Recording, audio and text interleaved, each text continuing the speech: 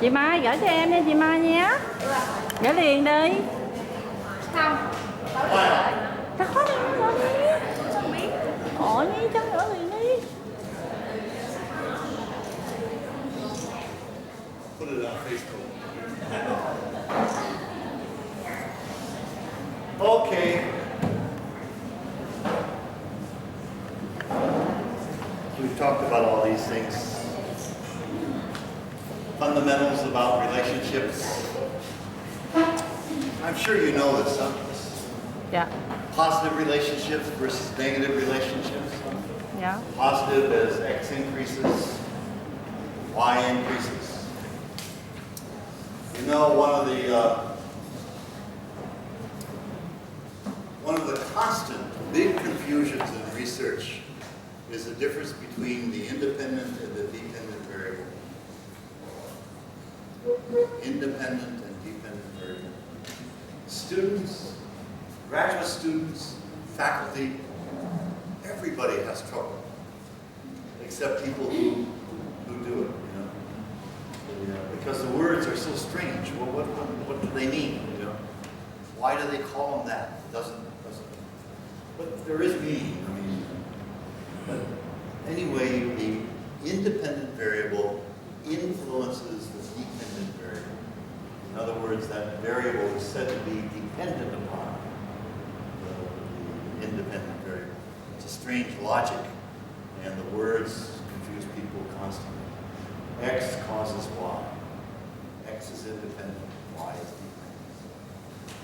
We have a little X and Y. Here's yours is school, salary expectation. Generally, we expect the relationship to be positive. The higher your degree, the more money you might make. Not so strong in this society, okay? But if you go to Western societies, pretty strong. The higher the education, the better job. And it'll happen in this society. If you want to make predictions about what Vietnam will look like in 30, 40, 50 years, you look at other countries like Thailand or Malaysia or Singapore or Hong Kong. And you're going to see fragments of what you might be, you could be. The relationship becomes stronger. These are negative relationships. Negative relationships because the more one increases, the more the other one decreases. As X increases, Y decreases. And there are many relationships that are negative. We very often make hypotheses, and the hypotheses about relationships should be clearly either positive or negative. So I reviewed theses where it was unclear, and I said, well, how do you say yes or no? You can't just tell me that they're related. You have to tell me, as X increases, does Y increase? Or as X increases, Y decreases. You have to be clear in those hypotheses. And of course, if these two that I've showed you are both linear in nature in that they follow a line, but there are lots of relationships that are curvilinear. Curvilinear. Especially studying and performance on tests. Studying and performance on tests, generally the more you study, the higher the performance. But at a certain point, you burn out, and the curve begins to turn. And it's a curvilinear relationship. Past that point, the performance will degrade. Well, we have to worry about those engineers. You have to worry about those kind of things because the tools we use are important. We have tools that work on linear relationships, but those are not good tools for curvilinear relationships. They will distort the outcome. The evidence won't be clear. And so we have to use a curvilinear tool, or a form fitting, or a line fitting, some kind of mathematical, and I know you don't want to hear that word, but you know, these days you don't need math to do these. I could spend maybe a half hour or an hour showing you how to use fitting curves, and you would understand. You wouldn't have to know a darn thing about what was going on. You just know how to put the data in and how to tell SPSS to run the program, and you would understand what the outcome means. You don't have to understand. Let the engineers understand it. Let the statisticians understand it. But you can still use the tools. You can still understand those tools, and when they're published, you can still have meaning out of it. But don't feel like you have to understand and be an expert in all these fields. You do not.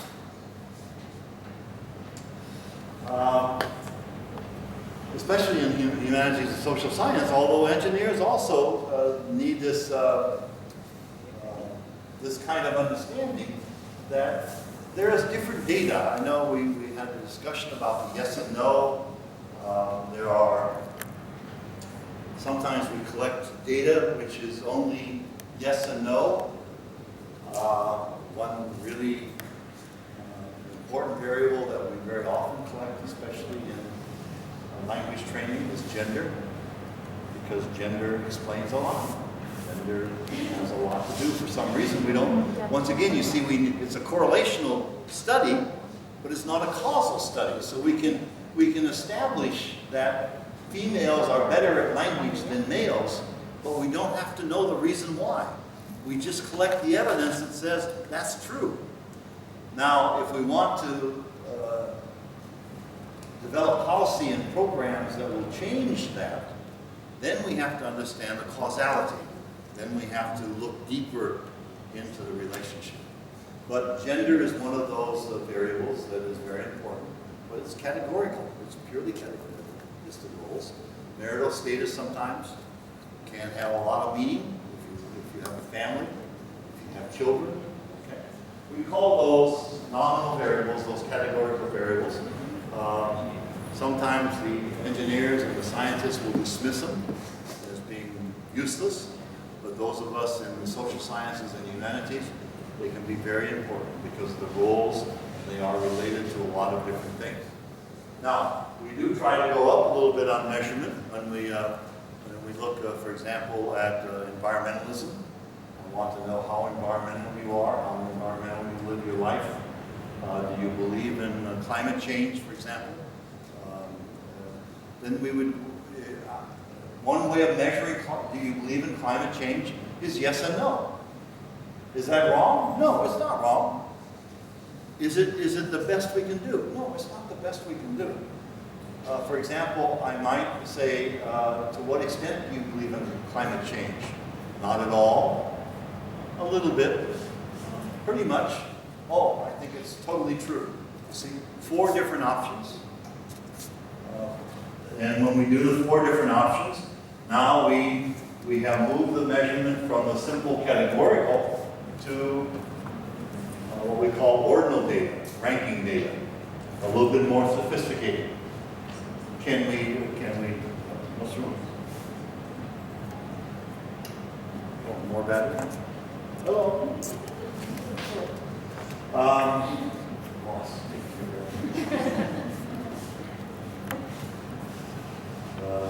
Can we measure even your attitudes toward climate change even more sophisticated? Yeah. We could devise another kind of scale, you know, which will measure maybe on a scale of 0 to 100, a numerical value that will tell us how much you agree or disagree with climate change. You see, but all these are options. I mean, we can do whatever we want to do. Sometimes we're really short on time, and all we want to do is say yes or no. That's it. We don't have time to develop anything else. Sometimes we can do the Likert scale, and that's fine too. You know, so all of this stuff has to fit together. When you do research, we try to look at the whole system and ask the question: is it logical? Is it strong? Does it make sense? Is there anything out of place? Is there anything we can make stronger? Do we have the time? Are we going to accomplish this? All of these things have to be asked. Of course, the strongest data is the numerical data, the interval data, but this has to have some kind of standard unit of measurement, a scale, a ruler, some kind of instrumentation in the laboratory. find this kind of stuff in the sciences more often than we do in the social sciences and humanities. All of these kinds of evidence are good. Nothing is bad in its own self. They all can speak to the hypotheses. They all can speak to the research question. So don't disregard any of it because you think it's not strong enough, it's not fancy enough. It doesn't have to be fancy.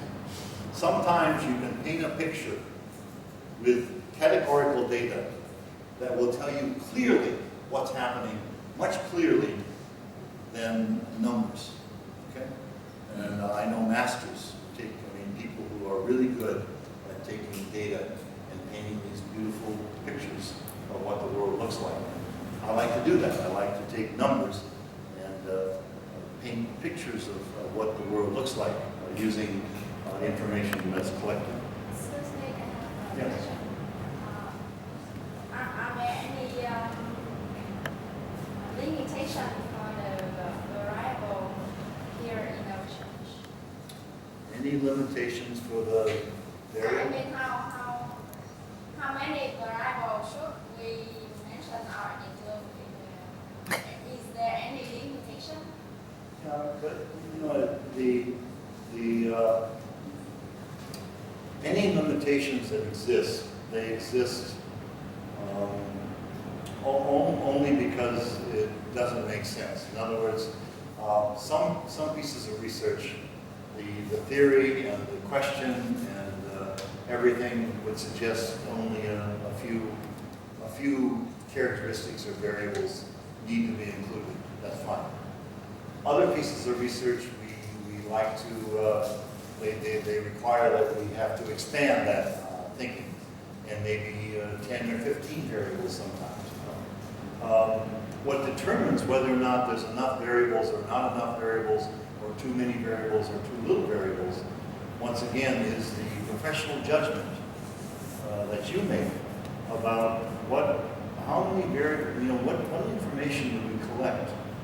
What information do I need to collect to speak to the research question that I'm trying to answer? And really what you should do is you should collect all of the information that's necessary. Now, very often we're working with data that may be pre-existing or already collected, so we're limited. We can only include the variables that are there. One of the students in the workshop sent me a data file on banks, and she has the difference between banks that survive and banks that aren't surviving, the ones that are going under and the ones. And then she's got a set of characteristics that are published about these different banks. Well, she's limited by the number of characteristics. She can't create another variable and go out and measure it. She doesn't have the money. She doesn't have the time. And the banks aren't going to cooperate with her. So she's got this data set, and she's got to do everything conditioned by that data set. So every time we do research, there are all these things that impinge. We may have ideas to do the very best research we can do, but every time we turn around, something's in the way. I don't have any money. I can't hire a researcher. The government won't cooperate. They won't give me permission. The school won't let me in. They won't let me use other classes. Every time we turn, even in America, believe me, every time you try to do research, there's very often some impediments. And what makes a good researcher is someone who can work through those, find alternatives, find options. Think about imaginative ways to overcome that deficit in your research and still make the outcome be strong. You understand? Being a good researcher is the art. It's an art of doing research. It's the art of making things work and still ending up with a strong product. So there are once again, no absolute numbers on how many variables should be there or not be there. I would look at the question and I would ask myself the question, are the variables that are being covered, are they sufficient to speak to the question or not? And I think you'll find in your student thesis they're not often enough, But do we tell the student to go away? No, we shouldn't. We try to help the student to do as best they can to speak to the question, even though we know that they don't have everything. And so when it comes to that section that they all write in Vietnam, what will I do next time, or what can I improve? Then what they do is they talk about, well, if I would do it over again, I need to measure this aspect of their behavior or something. Professional judgment. So, a small confusion. Yeah. The variable in the level of hypothesis. In the hypothesis, we have to include the independent and dependent variables, and that I call that the main variable, and to prove how to solve, to prove that hypothesis, I have to do research, and maybe I use the questionnaires, and in my questionnaire, those two variables will be divided into small divided. Is that right? The right way to express? No, not necessarily. But it's still a good question and a good. Confuse that. Yeah, I understand. And I think many people are confused about this aspect of what happens in research. Let's talk about a simple hypothesis. As A increases, B also increases. Whatever A and B are. The more activity in the classroom, the more learning takes place. The more speaking in the classroom, the better the communication ability of the student at the end of this. Whatever you want. A is related to B, okay? Then we think about how to measure A and B, all right? And sometimes measurement of A is a simple one observation measurement. We simply keep track of how many activities are assigned and how many activities the student engages in the classroom. That becomes the quantity. So the activity that we observe are about the A. Yes. We call it A. Right. Right. You call it the independent variable. Yes. Now, is it the only way to measure the independent variable? No, there are probably more sophisticated, because not only do you measure maybe the number of activities, but then you also make observations on how active that student was in doing that activity. Because some students just get in the activities and don't do anything. They're just part of the group. Some students get into the activity and they really get enthusiastic and they really do lots of things. Well, the activity probably has a different effect on those two different kinds of students. So you want to think about how you can measure best the activity that you're talking about. And then you want to know, well, does that activity influence their communication ability at the end of the semester? So now you've got a tester, and usually that's some kind of score, right? An oral examination. And maybe you give the oral examination and you give them a score, that's one way. A better way, have maybe all four of you give the oral examination and take an average of the score, or, different ways of doing it. All right? So the measurements of those variables can either be one piece of evidence, or they can be a variety of things that are combined and make it more sophisticated. Where people get confused are the variables that are not the independent and dependent variable. You see, the principle of research is A influences B, all else being equal. All else being equal. If all else is equal, if students do A, then they're going to be B. If they don't do A, they're not going to be. All else being equal, if students engage in the activity where they have to speak, they will pass the oral examination at the end of the class. If they don't engage in activities where they have to speak, they're going to fail the oral examination at the end of the class. Simple. All else being equal. In other words, we have to Is it the same for males or females? Is it the same for high school freshmen, high school sophomores, high school juniors? Is it the same for one teacher versus another teacher versus another teacher? Is it the same in a blue classroom versus a brown classroom? Is it the same with air conditioning or not air conditioning? You understand? You see, the reality is, the strength is that all else being equal, then we demonstrate that there's a relationship going on. Now, one of the best ways of doing that is in experimental design, because in experimental design, we can actually control all those things. We try to control them, all right? And we use what's called randomization. Randomization means that the people that go into your class are roughly equivalent to the people that go to her class, because you randomly assign them to the classes, and there's no reason there should be any difference.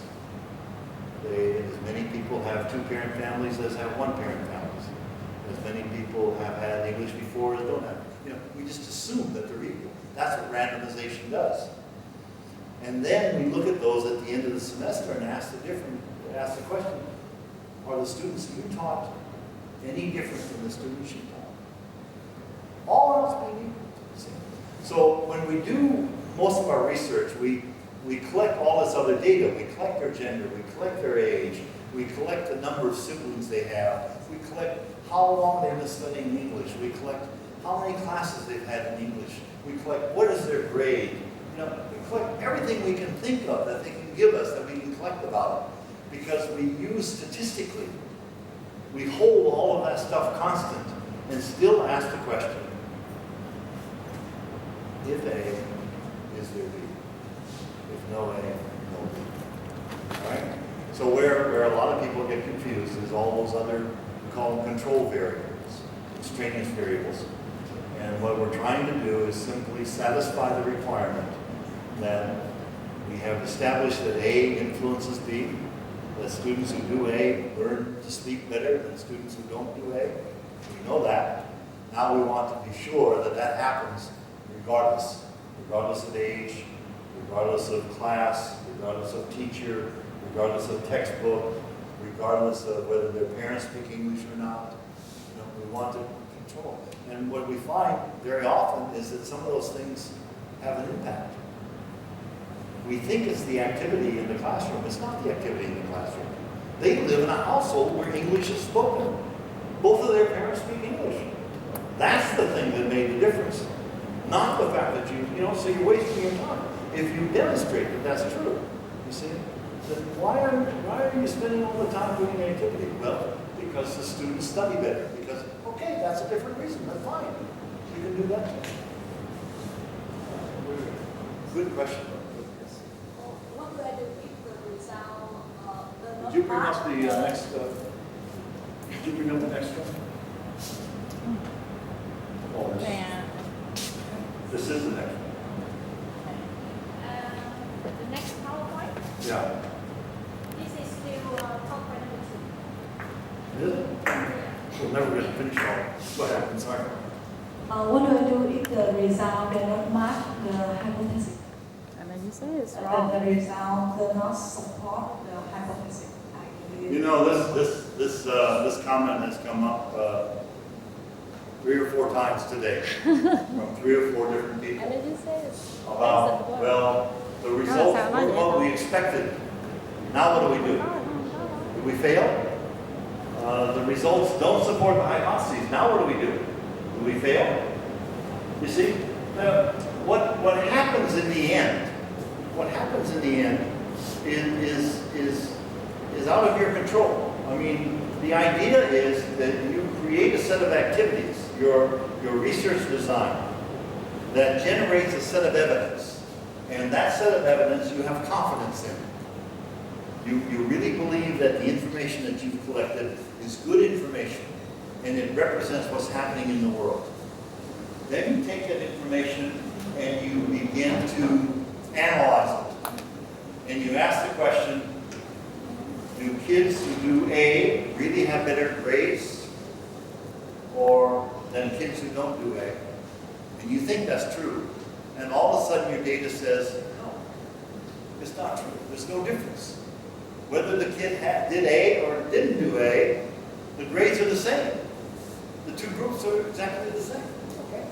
Does that mean you did something wrong? No. That's the whole point. The point is to look at what's happening in the world and ask the question, does what you see happening in the world support those ideas, those hypotheses? They are hypotheses. And of course, they may have been supported by some other pieces of research. Okay, maybe the same hypotheses were looked at by another researcher in Hanoi. And their evidence said, yes, A is related to B.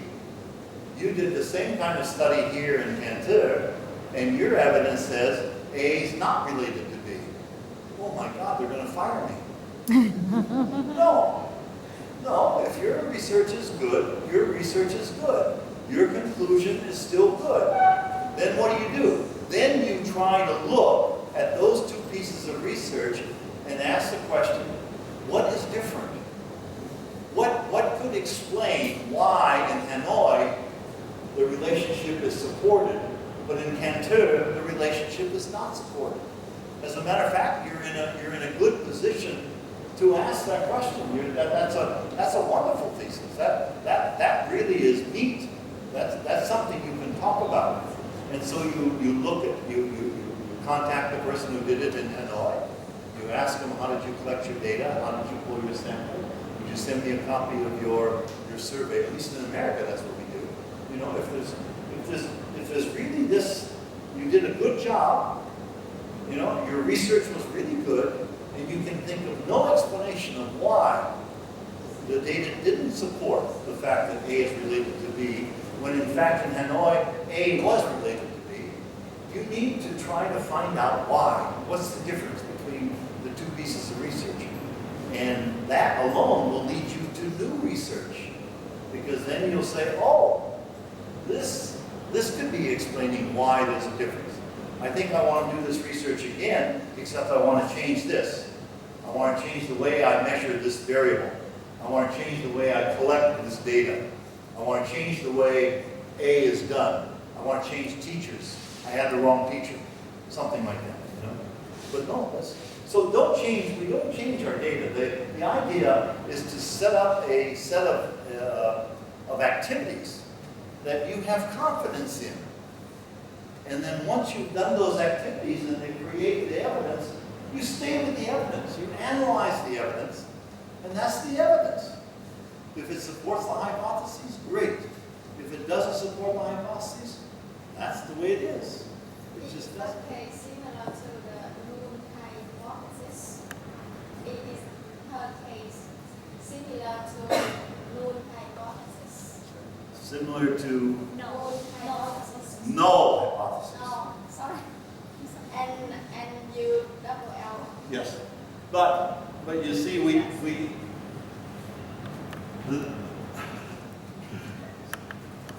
this is where I need to become a teacher.